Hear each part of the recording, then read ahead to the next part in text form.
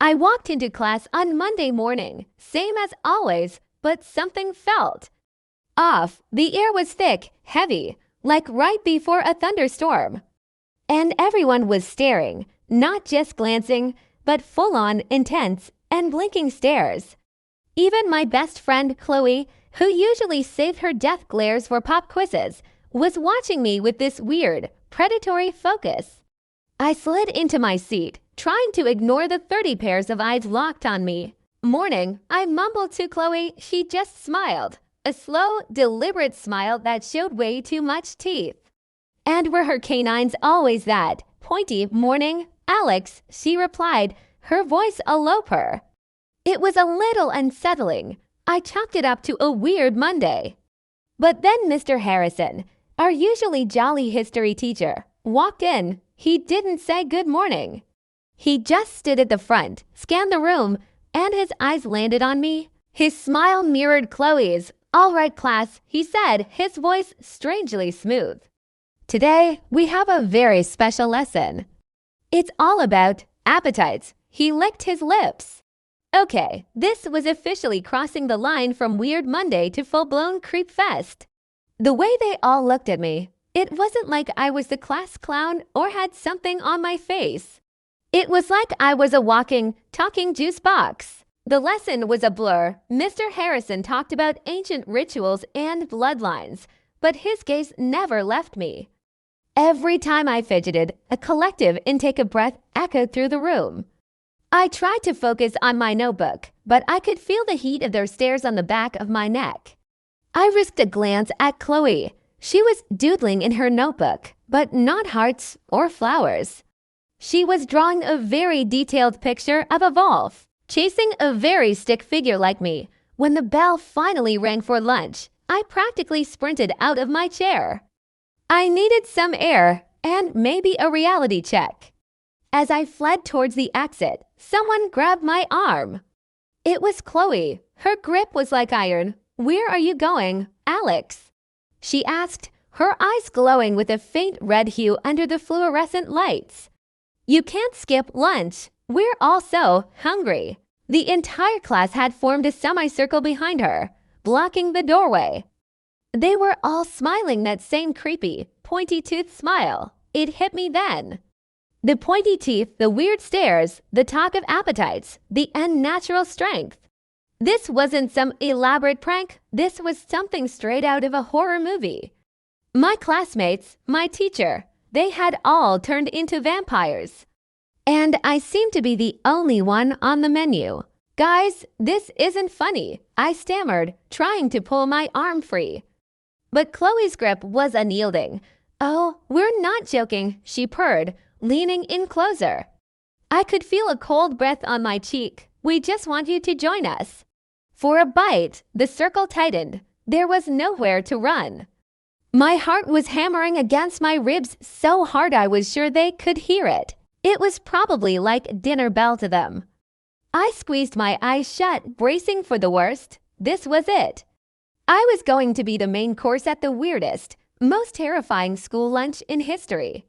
But then, a new sound cut through the tension, the fire alarm. A piercing, deafening shriek filled the hallway. My classmates flinched, covering their ears. Their perfect, predatory formation broke as they recoiled from the noise. It was my chance. I yanked my arm free from Chloe's loosened grip and bolted. I didn't look back. I just ran. I burst through the emergency exit and into the sunlight, gasping for air.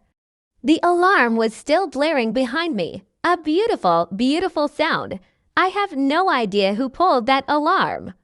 Maybe it was a drill. Maybe someone burnt their toast in the home ed room. But whoever it was, they saved my life. I didn't stop running until I was home, door locked, all the blinds shut. My phone started buzzing relentlessly.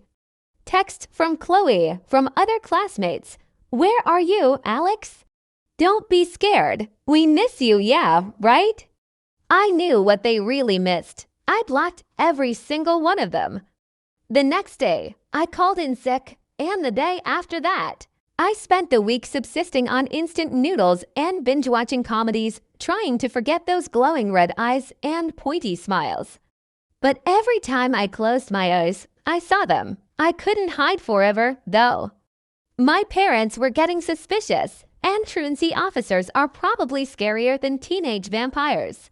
So the following Monday, I decided to go back. But I wasn't going back unprepared. I spent the entire weekend at the library researching vampire lore. Apparently, garlic is a big no-no for them. So I went a little crazy. I wore a garlic necklace. I stuffed cloves in my pockets. I ate so much garlic bread for breakfast that I'm pretty sure I was a walking, talking Italian restaurant. I even rubbed a garlic clove on my backpack for good measure. I probably smelled awful, but if it kept the vamps at bay, it was worth it. When I walked back into class, the reaction was instantaneous. The moment I crossed the threshold, the entire room recoiled, noses wrinkled, eyes watered. Chloe, who was leaning against my desk looking way too cool, literally hissed and stumbled backwards, clutching her nose. "Alex, what is that smell?" she gasped, her face a mask of disgust. Mr. Harrison, who was writing on the board, dropped his chalk. "Good heavens, son, did you bathe in garlic?" I just gave them my most innocent smile. "What? It's for my health." You know, antioxidants. The whole day was a glorious, garlic-fueled victory.